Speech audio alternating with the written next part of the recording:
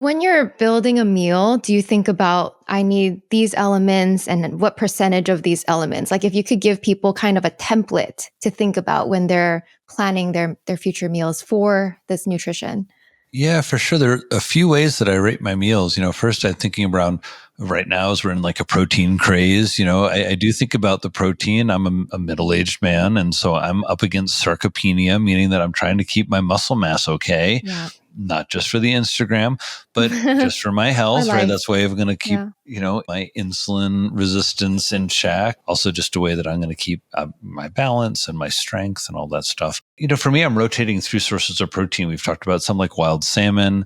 I'm a fan of grass-fed beef, bison out here, and elk out here. I'm a big fan of like wild game meats in terms of very lean meats, really interesting. I think a lot of people get wrapped around the axle talking about meat and the health effects of meat, but there is a way that for a lot of people, going to your annual doctor visit, checking your lipids, managing your heart disease risk is just, thinking about the types of meat you eat is a part of that conversation. But a lot of people, Mm. especially these days, make it this kind of binary thing, like that's all you need to do. And as a physician, I found it to be it's really important to remind people that, as we learned with wine, right, that there are no heart benefits of wine. And I practiced for a lot of my career where everybody would chuckle and talk about their couple glasses of red wine, how it's great for their heart and their brain health.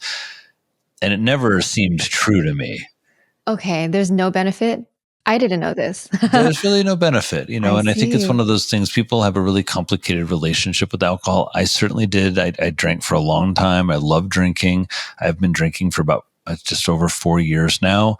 But it's one of those ways that, we need to be cautious when we use science to feed our habits. And so, it's easy to say that red wine is really good for your health and then drink half a bottle a night. And I think especially in urban areas, especially when you're working, especially when you've got it dialed in. I had it in my like kind of hydration and reward circuit.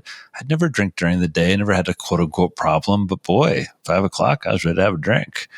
And then you get red wine and say, oh, it's healthy, calming down. It's like the Mediterranean diet. Meanwhile, you're not actually eating any of the other stuff on the Mediterranean diet. You're not just having one glass. I think drinking is just a real challenge. It's not good for your body. It's a neurotoxin. It's fascinating right now. We're in a little moment where for the first time, really, since I've been alive, people are drinking less. And Yeah. already you're starting to hear the backlash.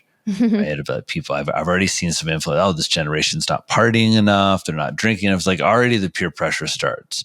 And I think it's fascinating. It's like, is everybody really that freaking insecure that we can't like be ourselves? We can't go dancing. We can't go start a conversation.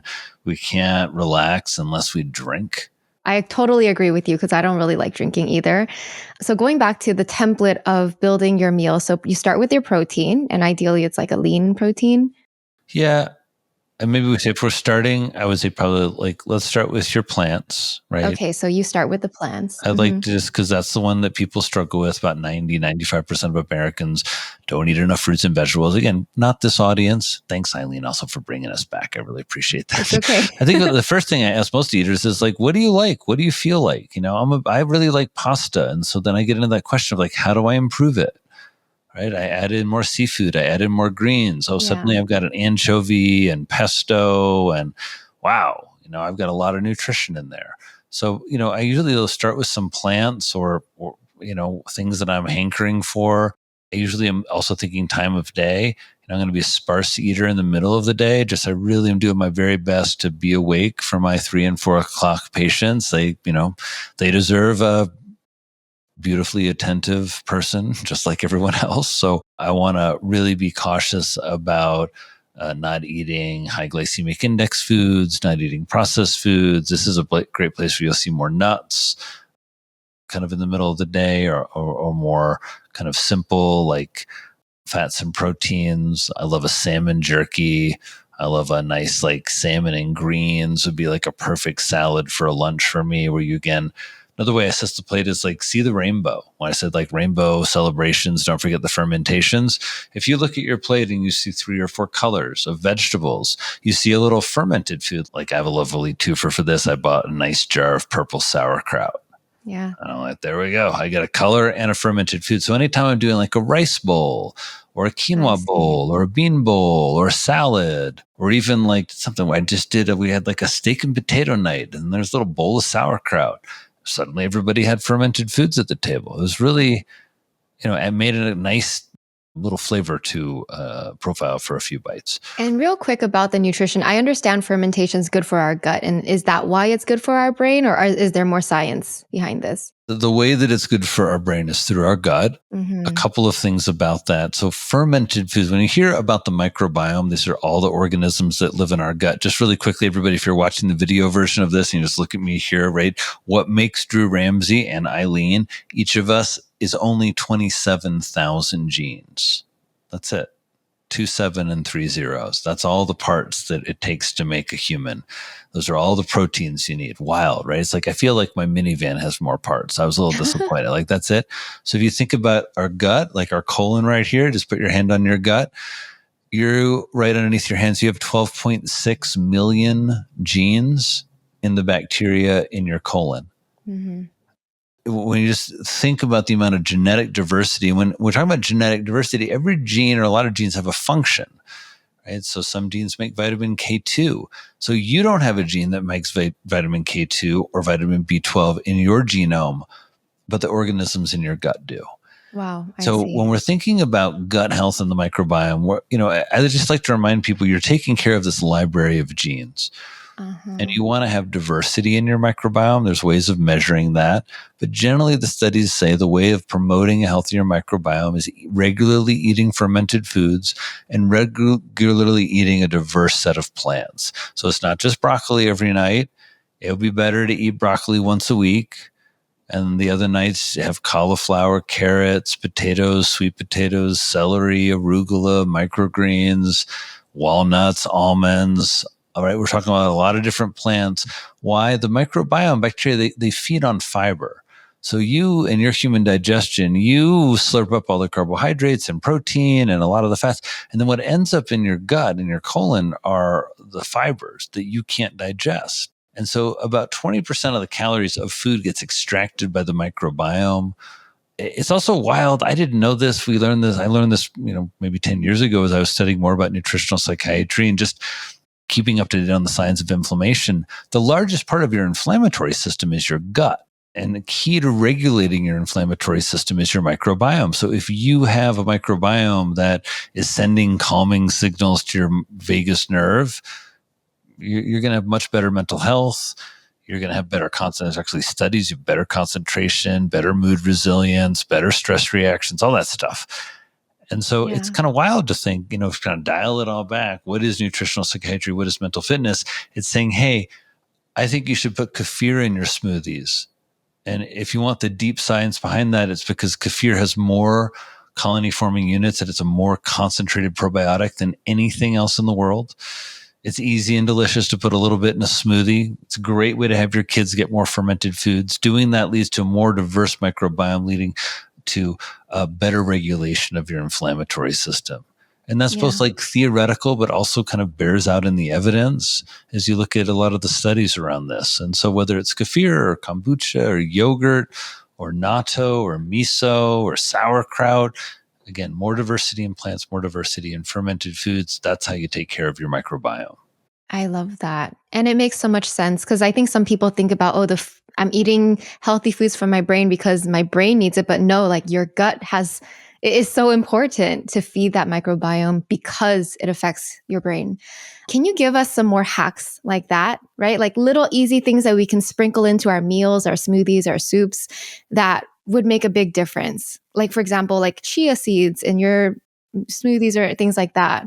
I'll say chia pudding. That's my favorite hack. I like chia pudding. I love chia too. I put it just in make everything. chia pudding. I like it with just regular milk because I do like a lactose-free milk because I like dairy. Some people don't. They use other alternative milks, waters. You just put I put like flavor profiles I like. I put some nuts in there. I put dates in there, which I like to sweeten it with. Other people like just a little cinnamon, but you just get this yummy, viscous, fibery, delicious more starchier morning. It's kind of a higher fiber version of oatmeal.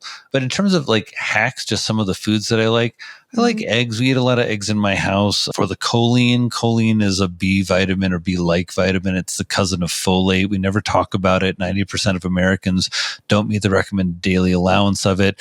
2 eggs for women, you get 70% of your daily need of choline. Choline is what we use to make acetylcholine. That's a major neurotransmitter for learning, there's a lot involved with kind of emotional regulation in acetylcholine. So 1 egg is about 70 calories. So again, Mhm. really nutrient dense. I love the fermented foods and having a variety in my fridge. So just open your fridge right now after this, everybody, because I don't know, I always feel like I really want to change how you eat so you take care of your mental health. So just look in there. How many fermented foods if you see none, that's like amazing. It's like incredible. Seriously, it's like incredible opportunity for you. Yeah. Like right now at the grocery store, you can go get some kefir, yogurt, sauerkraut, kimchi, right? Do like most of my books have recipes. The most recent one doesn't, but it's a great kimchi fried rice. So again, there's stuff that you can do right away. So the fermented food, I think, is a good one. Raw, unsalted nuts, tinned fish we talked about, pesto, huge hack. Is pesto because of the olive oil and it's like nuts and the leaf and okay, I see.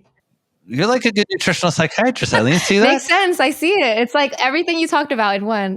See how pesto's like genius, where it's like, oh my Yeah, gosh, it's like yeah. little garlic in there.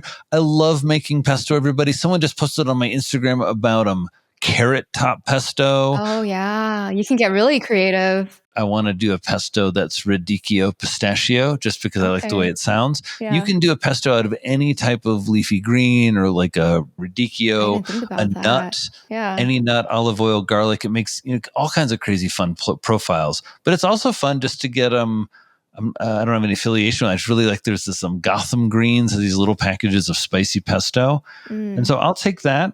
Like, for example, maybe I have a little leftover salmon and with a little bit of refrigerated pasta. So now I have what's called a resistant starch, which is really good for your microbiome, doesn't spike your blood sugar as much.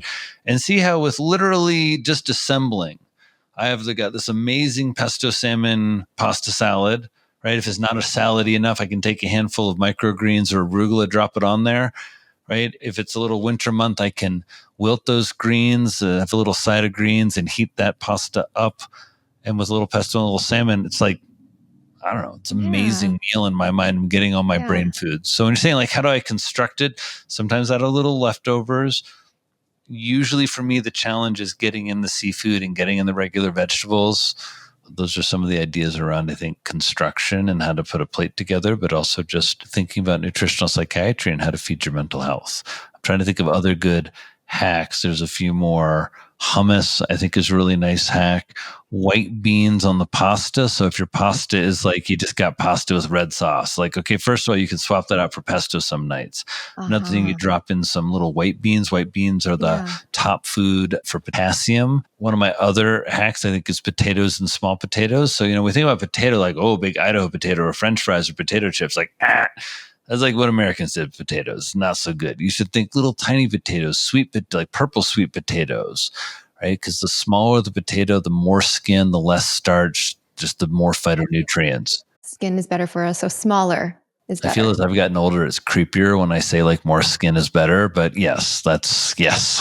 Yeah, okay, okay. That's something I didn't realize. And the reason, again, the skin is where the phytonutrients are. A lot of phytonutrients are the plant's molecules where it protects itself. And so when you think about a little baby potato, right, think about all the little skin and a little tiny middle of starch, yum. Right. But if looking at a forkful of that, it's a lot of skin versus like an Idaho potato where it's Right. just all starch. So I love a big baked potato. That's fine. But again, in diversity, I find just like a lot of people are like, oh, potatoes are yucky or they're fattening or they're too many carbs. And it's like, if you put any of these starches in the refrigerator and heat them back up, they now are resistant starch. That's your bread, your pasta, your Oh, potatoes. So I I'll see. do like like a batch cook. And a lot of times, because I work from home, I'll either skip lunch or I'll go quickly snack something not as healthy, like I don't know, a package of salami, or I'll eat some crackers and hummus way too quickly, or I'll chew an apple really fat. Right? Horrible, not horrible, but just not ideal. It's much better for me to go and pull out some oven roasted potatoes, and again chop them up. Maybe chop them up with a hard boiled egg, maybe a little celery, maybe there's a way that you just kind of start to construct something that's plants and proteins, really simple, really inexpensive, really good for me. So those are some of my favorite foods. Starting the kids out on the mango lassi, the kefir with mango, I think is really fun. Nuts in my smoothies, that's another big hack. Always drop in a handful of like cashews is probably my favorite. I find that for me is the best mouthfeel. Just makes this yummy kind of little more of a like fatty mouthfeel, but just in a good way. So Thanks for sharing all of those. I hope our listeners are taking notes.